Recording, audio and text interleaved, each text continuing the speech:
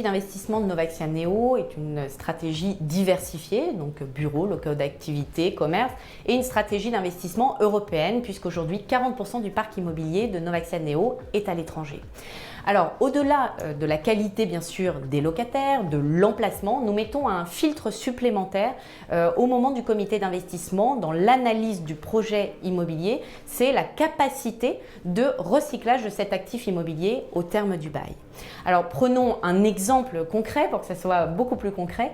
Versailles. Versailles, nous sommes sur un actif immobilier au pied du RERC. C'est le dernier actif immobilier de bureau au centre de Versailles.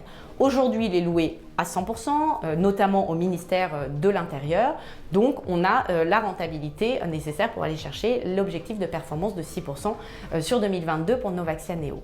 Quand nous avons analysé cet actif immobilier, on s'est dit, mais si demain le locataire venait partir au terme du bail, que pourrions-nous faire de cet actif immobilier? Nous pourrions potentiellement le transformer en logement.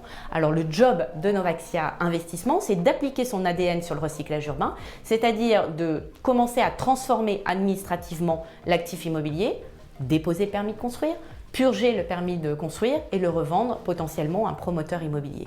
Et tout ça, pour les épargnants qui investissent dans la SCPI Novaxia Neo, ça va permettre de cristalliser de la valeur, de protéger aussi une partie de l'investissement. Et un actif immobilier qui est acheté à peu près 3 400 € le mètre carré pourrait être revendu au terme en logement un peu plus de 9 000 mètres carrés le mètre carré.